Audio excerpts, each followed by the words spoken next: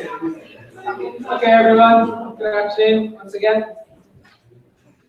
So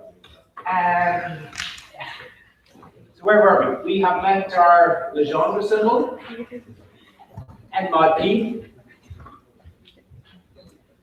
It's this indicator function indicating when n is a quadratic residue modulo p. It indicates this by signifying the number +1 for being a residue, -1 for being a non-residue. For a fixed value of p, we understand it to be a function on the integers modulo p. Okay? So if you consider n as being a variable, it's a function in the first variable on the set of congruence classes modulo p.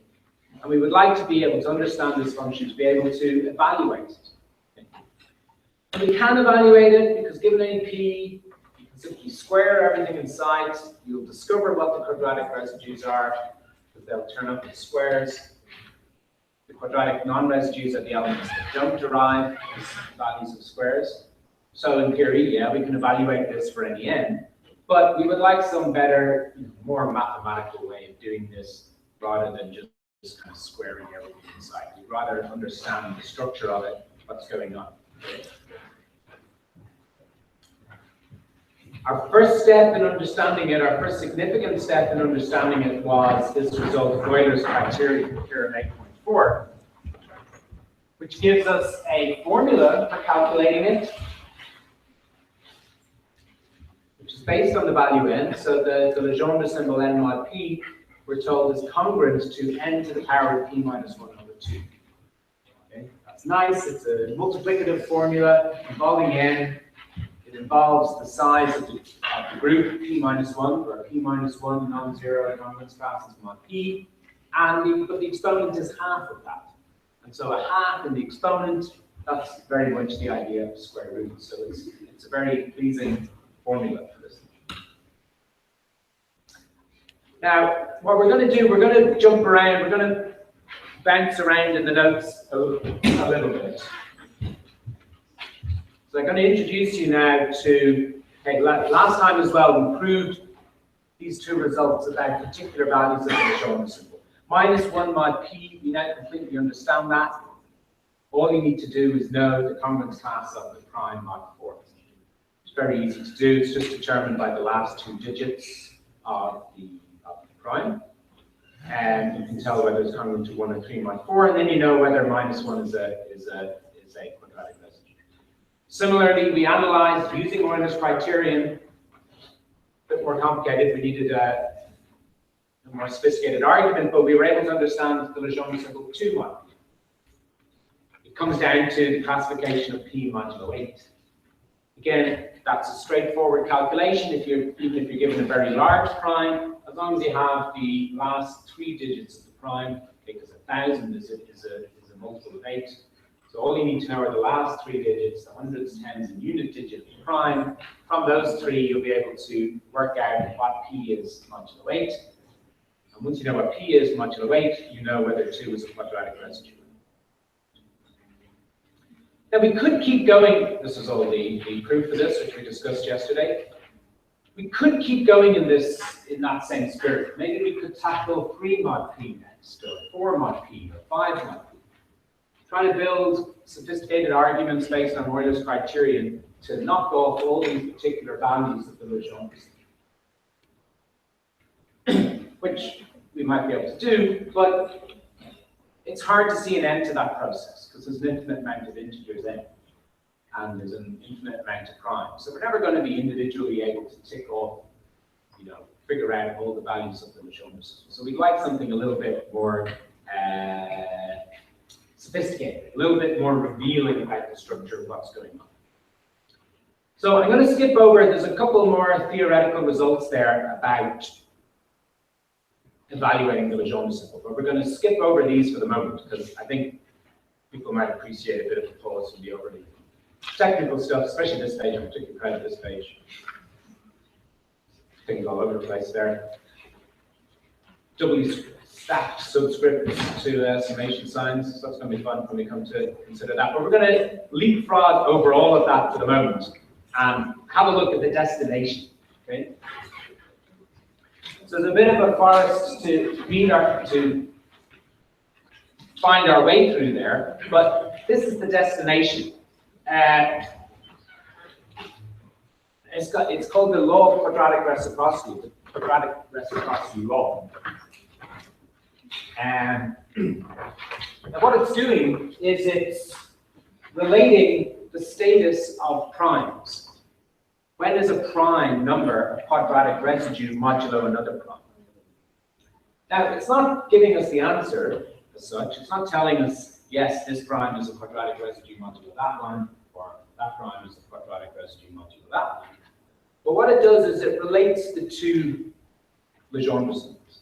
So if we're just looking at the same thing now, if P and Q are distinct odd primes, then the law says, and it's a fact, it's true, that the Legendre symbol QP is always equal to the Legendre symbol PQ.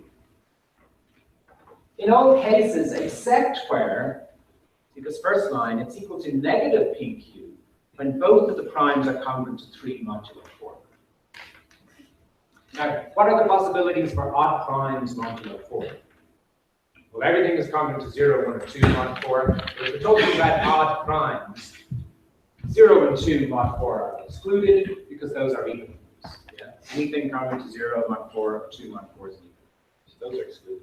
So every prime, well, every odd number is congruent to 1 or 3 mod 4.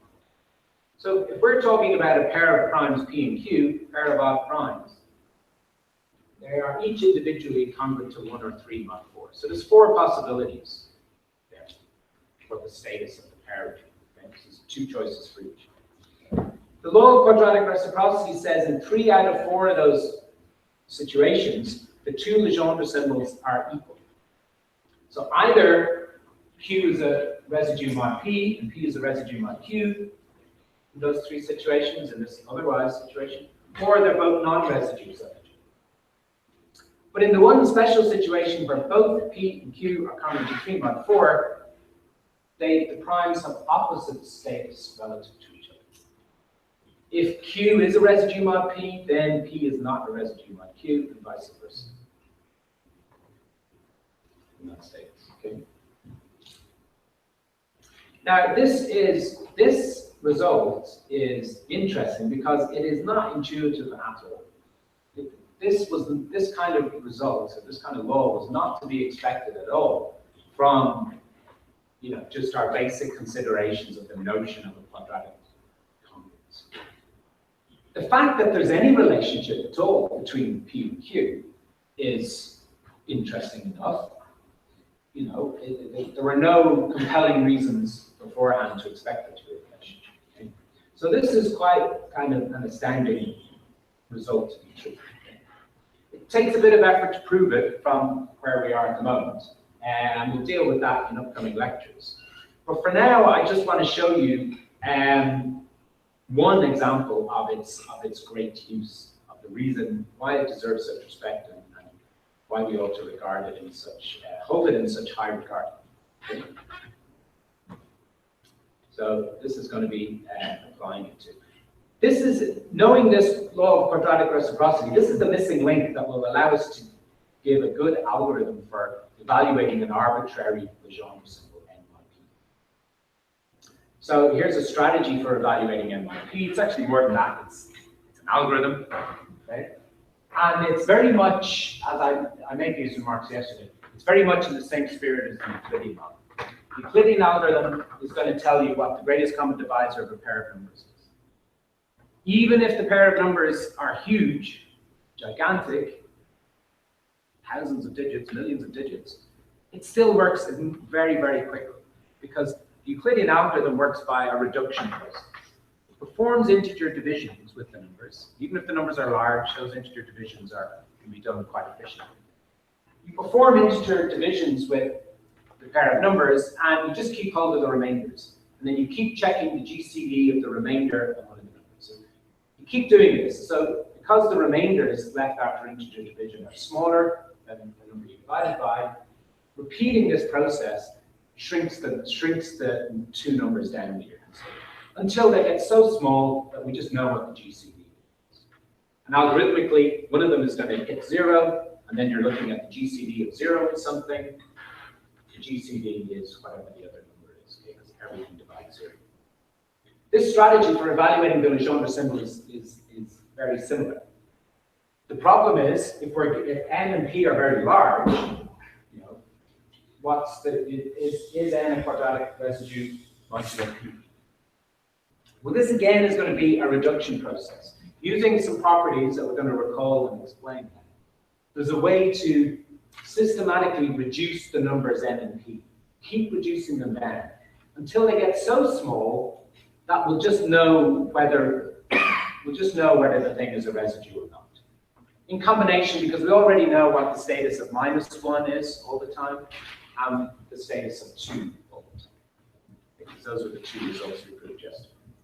So what are these 3 properties that we need?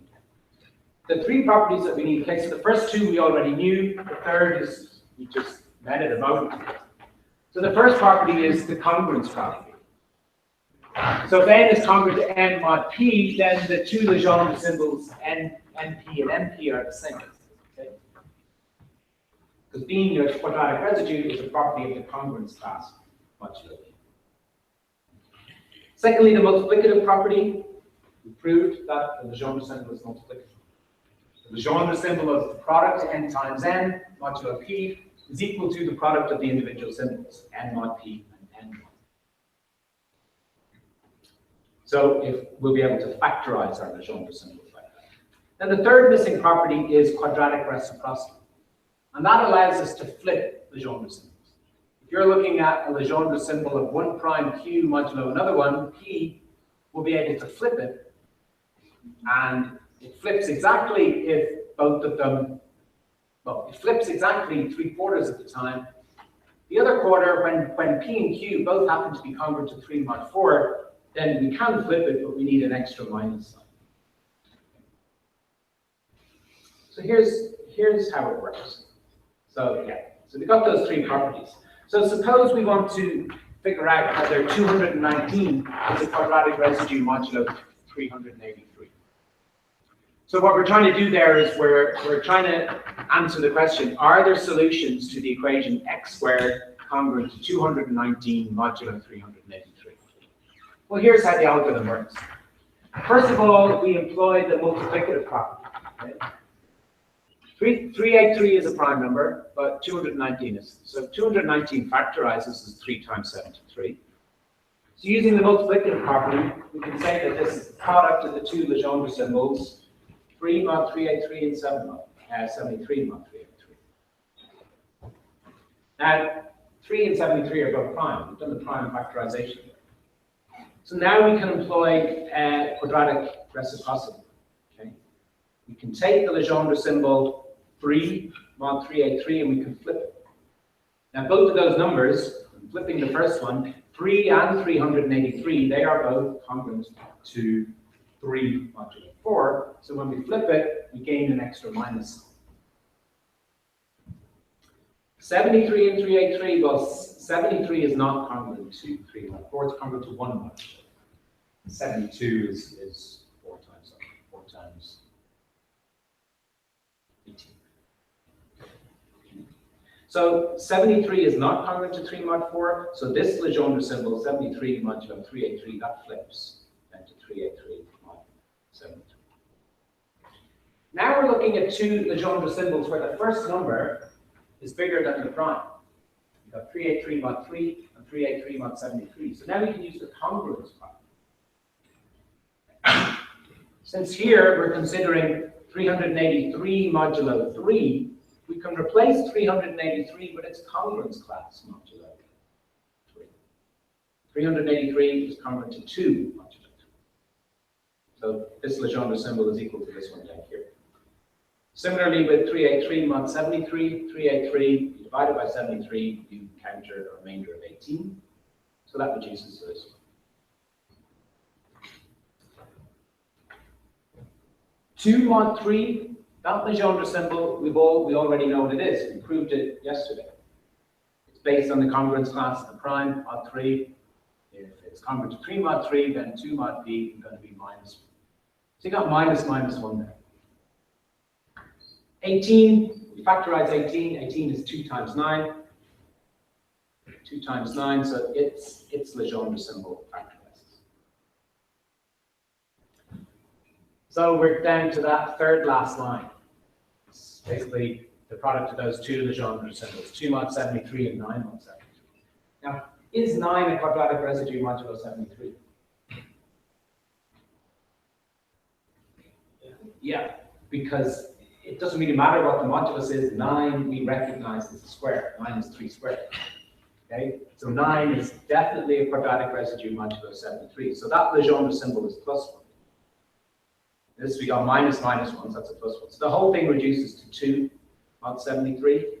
But we've already solved the problem of Legendre symbol 2. It's just based on the congruence class of the prime modulo 4. 73 is congruent to 1 mod 3. 1 mod 4. So therefore, the Legendre symbol 2 mod 73 is plus 1.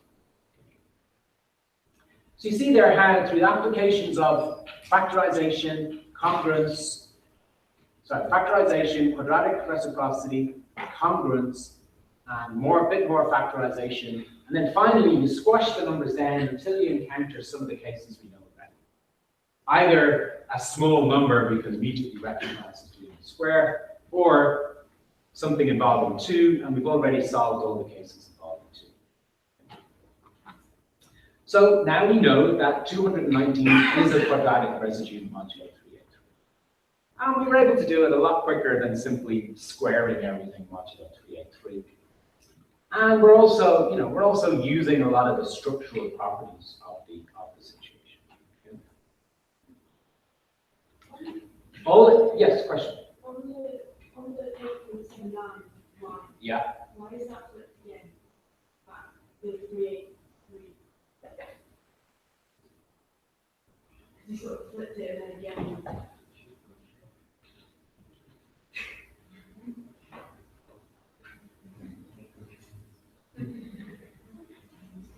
Sorry, that's a mis. So that 383. Sorry, that's a misprint. It's correct in the following line. That 383 should be 73. Sorry, thanks for spelling that. So if you make that correction there, that 383, well spotted. That 383 is 73. Sorry, that is confusing, all right.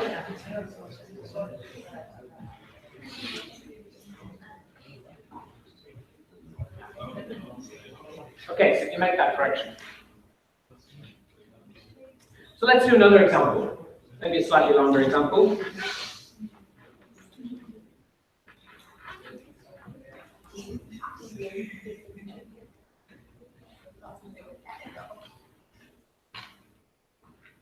Any other questions about it? Sorry, before I move on. Any other queries? Sorry. Okay, so let's do another example, and do stop me at any point to ask the question. I'll just stop you. So here, this one, are there solutions?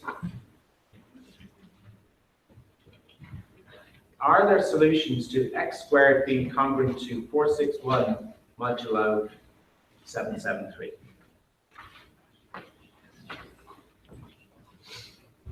Question. So what this is asking us to do, and 773 is prime. 461 mod 773. So we need to know the value of this Legendre symbol, whether it's plus 1 or minus plus 1 or plus 1 or minus 1. Now 461 happens to be prime as well. 461 is also prime. However, it is congruent to 1 modulo 40. You can easily judge that because the last two digits are 61. Remember, hundreds doesn't matter. 100 is divisible by 4. So you just have to look at the 61. 61 is congruent to 1 mod 4. 60 is multiple of 4. 4 times 15. So it's not the case that both numbers are congruent to 3 mod 4. So that means by quadratic reciprocity, the Legendre symbol just flips. There's no need for the extra minus 1. But now you've got the Legendre symbol of a big number modulo a smaller one. So you can use the, so that's by quadratic reciprocity.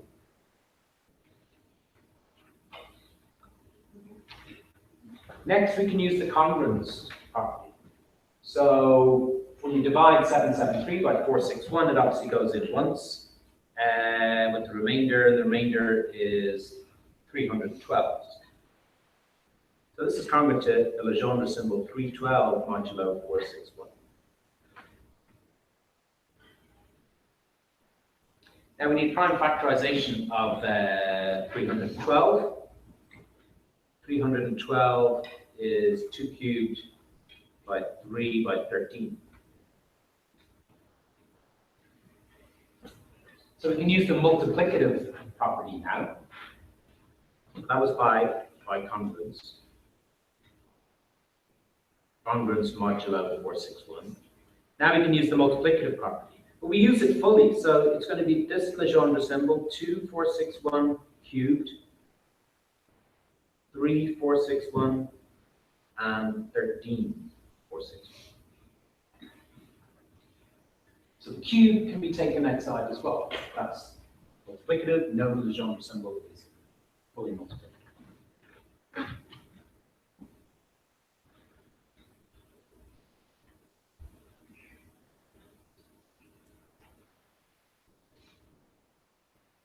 The status of 2 modulo something, we proved that yesterday.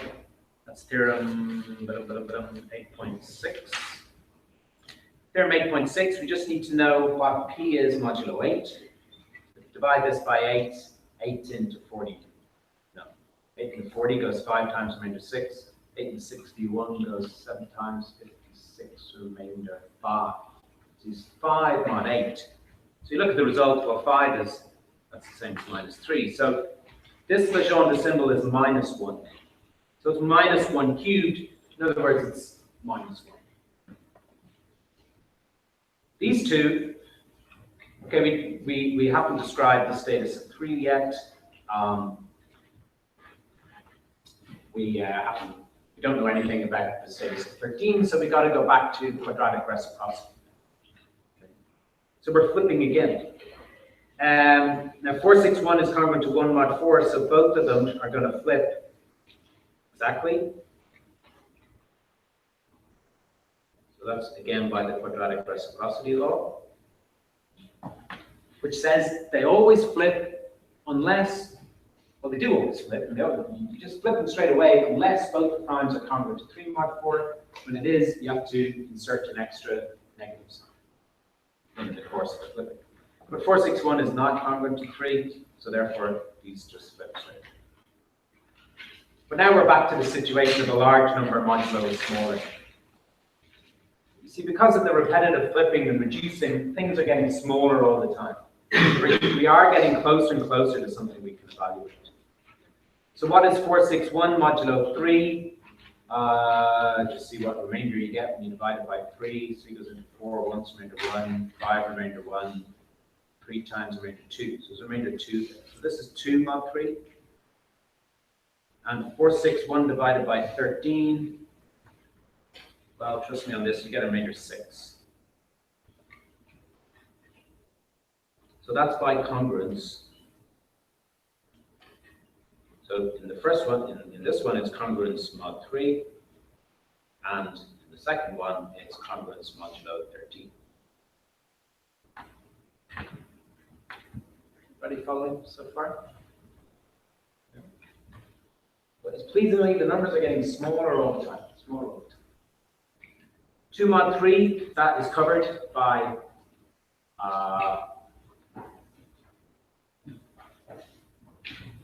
see, I'm putting congruence, yeah, there's another thing, that's lovely. I'm putting congruence signs all the time. Actually, these are all straight equalities. Sorry, that's overly confusing. These are just equal signs. Equal signs all the way down. 2 mod 13, we know it's just based on the status of the prime mod 8. This is congruent to 3 mod 8. So this Legendre symbol is a minus 1. But with the minus 1 in front of it, it cancels, gives plus 1. Try 6, 6 is 2 by 3. 2 mod 13, so this is factorization, and the known values of 2p. Factorize again, you've got a 2p, so 13 modulo 8 is congruent to 5, so 8 plus 5, so that means the Legendre symbol is -1. 313, well, you got to flip again. 13.3, and then by reduction, 13 is congruent to 1 mod 3. Is 1 a quadratic residue, modulo 3? Yeah, 1 is always a square, it's the square of 1 and minus 1. So straight away we know this is +1, but there's a -1 in front of it, so the total answer is -1. So again, it's very algorithmic. I really didn't make any decisions along the way. I was just applying the relevant property at each stage, looking up results, doing modular reductions, factorizing, so everything, there's no choice along the way. This is pure following the method. So it's very algorithmic.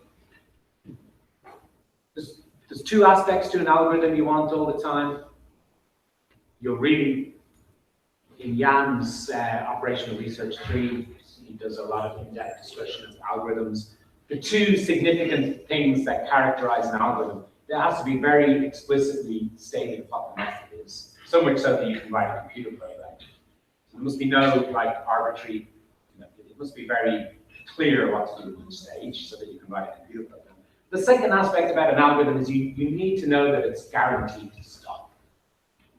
Because if there's a chance the algorithm can just run forever, that's really no use to you because the computation will run forever and never give an answer.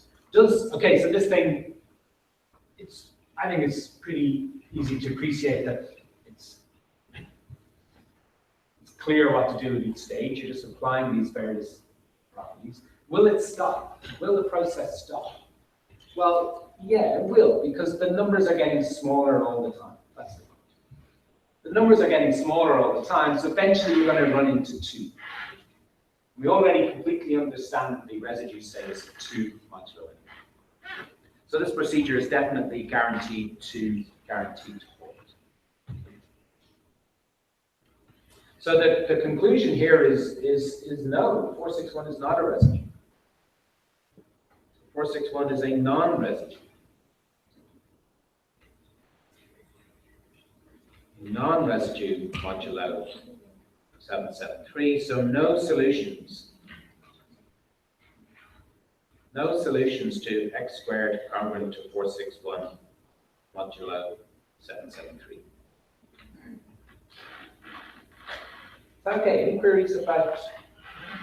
Yes. I know you had minus and 2. This one here? Yeah, and then the next one is no minus. Well, it's gone because 2 mod 3, what's the value of that? Well, see, if it's 2 mod something, we know the value. We just have to go consult theorem 8.6. Okay, theorem 8.6, it depends on the status of the prime modulo 8. If it's plus or minus 3 mod 8, the Legendre symbol is -1. So this is 3 mod 8. So it's -1. So I got -1. So I've collapsed those two together, so it's +1, so I'm not writing it down. Yeah. And then I factorize the 6 into 2 times 3. Okay, any other of the steps were unclear? So it's this, this is the magic ingredient that makes the thing work, okay? Because you can only force things to get smaller if you're able to flip them all the time. Because you flip them, and then you can reduce with congruence, you do a bit of factorization, and you flip again. So you're constantly churning the numbers over, so they're getting smaller. So this this is the real deal. This is quite a powerful result that we use. So it deserves a proof. I mean, we should just take it based on faith.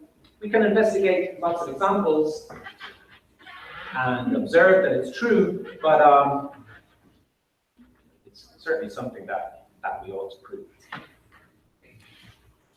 And we'll do that in the coming lectures. But maybe let's look at consequence of it. So example 8.4.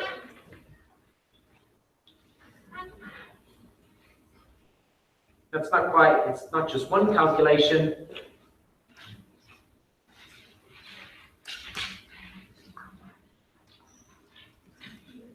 We can settle the question 3 mod p.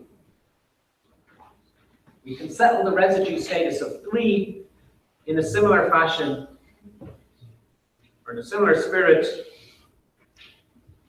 to the way we settled -1 mod p and 2 mod p. Well, not the, see, those proofs were based on Euler's criterion. We don't need to go back to Euler's criterion now. We can just apply.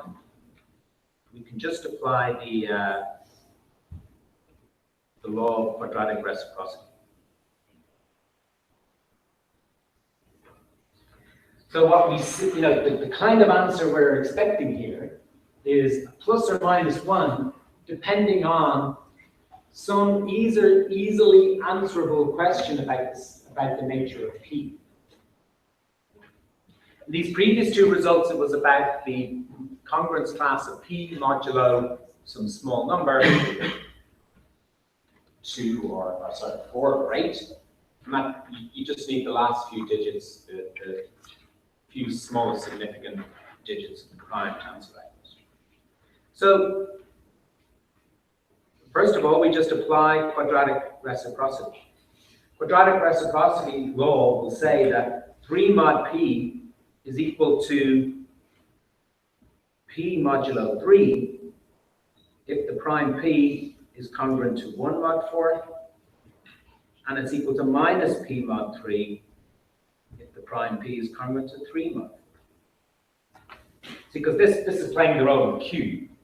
The 3 is playing the role of q in the James Bond film, in the statement of the quadratic reciprocity law.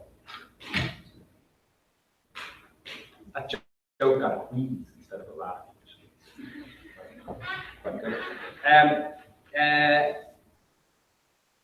Congruent to 3 mod 4, so if P is also congruent to 3 mod 4, then they have opposite status.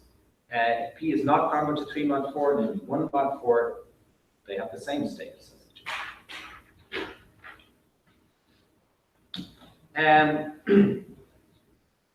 But now, listen, the status of something modulo 3 is not that hard to figure out. Because modulo 3, there are only 2 non-zero things, 1 and 2. And remember, it's a half-half split. So 1 is a quadratic residue modulo 3, 2 is not. If you square 2, you get 1 again. So 2 is not left behind as a residue by the squaring process modulo 3. So 1 is a quadratic residue, 2 is not. Okay?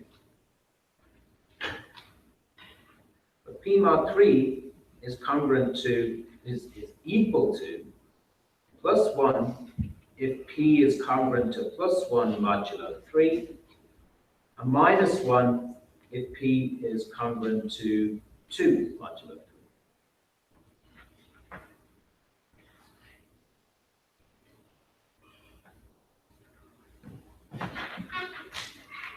So 3 mod p is equal to this, plus or minus p.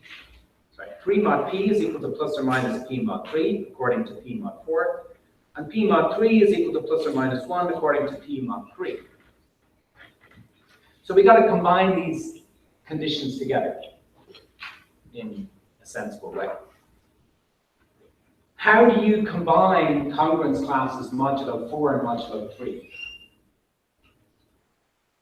We proved the results in chapter, sorry, what was it? Multiply, yeah. So what was the well-named result that we that talked about this? Named after one of the biggest countries in the world, the biggest country in the world by population. Chinese remainder theorem. Chinese remainder theorem. 4 and 3 are co-prime moduli. So when you're combining simultaneous statements about congruence class mod 4, congruence class mod 3, they correspond uniquely to congruence classes modulo 12. Okay? So by the Chinese remainder theorem, it's not biggest by area, is it? Sorry? Russia? Canada? Yeah. Okay. Chinese remainder theorem.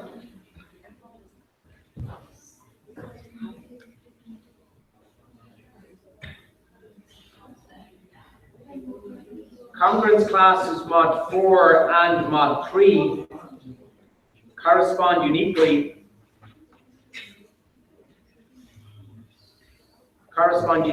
to congruence classes modulo 12.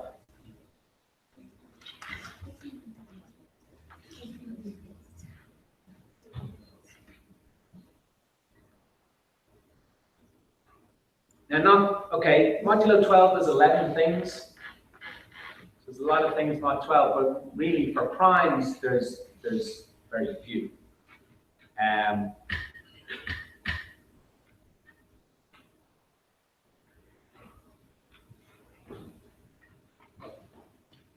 Yeah, there's only 4 to consider.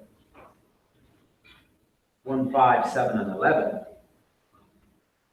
If there was any of the other options, 2, 3, 4, 6, 8, then there'd be a factor of the number, so it couldn't be prime, unless it was particularly small.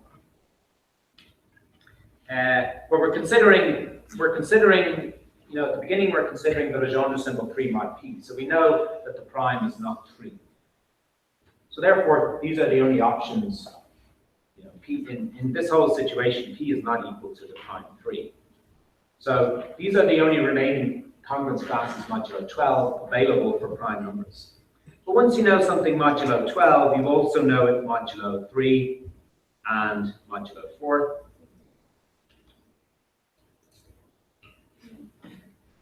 So then we'll be able to know 3 mod p. If something's 1 modulo 12, that means it's congruent to 1 modulo 3 and 4. See, because remember, these congruence classes are 12 cubed plus something, 12 cubed plus something, 12 cubed plus 7, 12 cubed plus 7. So this bit, the 12 cubed is divisible by 3 and 4, so there's a remainder 1 when you divide it by 3 or 4. If it's 12 cubed plus 5, then when you divide it by 3, 3 divides into 12 cubed, so it divides 12, then 3 will divide into 5 once and leave a remainder of 2. So it's 2 mod 3.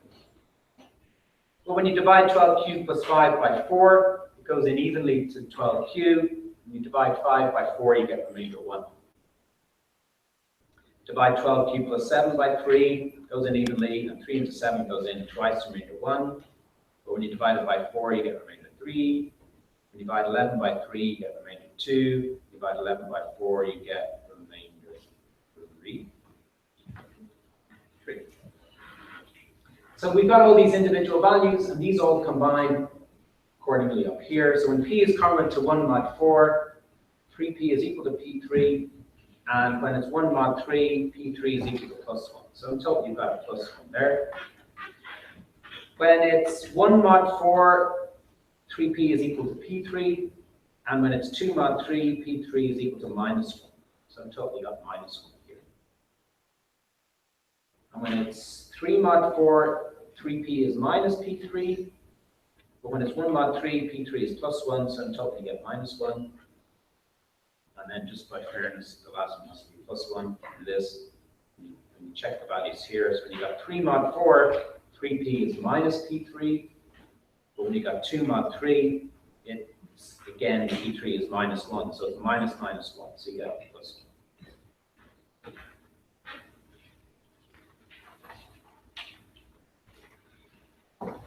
So what we've got there is a nice answer to the question of what the residue status of 3 mod P is. It's +1 when P is congruent to 11 or 1 modulo 12. Well, that's easily stated as plus or minus 1 mod 12. And it's -1 in these other situations, 5 and 7 modulo 12.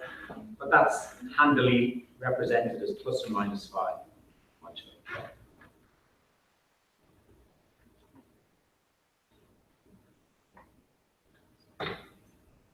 So again, that's a really powerful result or application or deduction from the law of quadratic reciprocity. We now completely understand 3 modulo P. It's just based on the residue status of prime modulo 12. Now, if you've got a prime number, even if you've got a huge prime number, represented as typically as a base 10 integer. Okay, to divide it by 12, to find out the remainder after dividing by 12, you do have to use all digits, I believe, because there's no power of 10 that's divisible by 12. It's got 3 in it. 10s only have 2s and 5s. So you do have to make use of all the digits. But still, that procedure of dividing it by 12 and looking at the remainder, the cost of doing that just depends basically, fundamentally on the number of digits. So it's something that has logarithmic cost in the size of the input. Even if you got a huge prime, it's just basically the number of digits in the prime. So just the logarithm base 10 will tell you what the remainder, what congruence class the prime has modulo 12. So it's still a quick calculation. Even for mega digit primes.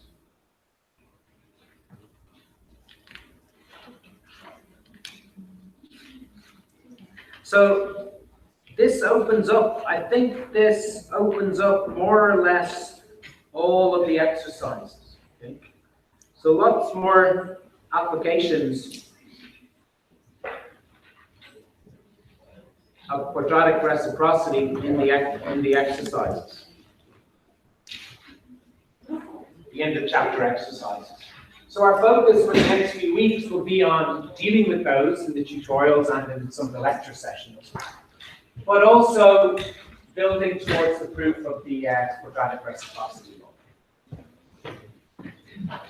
And there's some excitement to come. Things are getting interesting because there was that page with all the summations.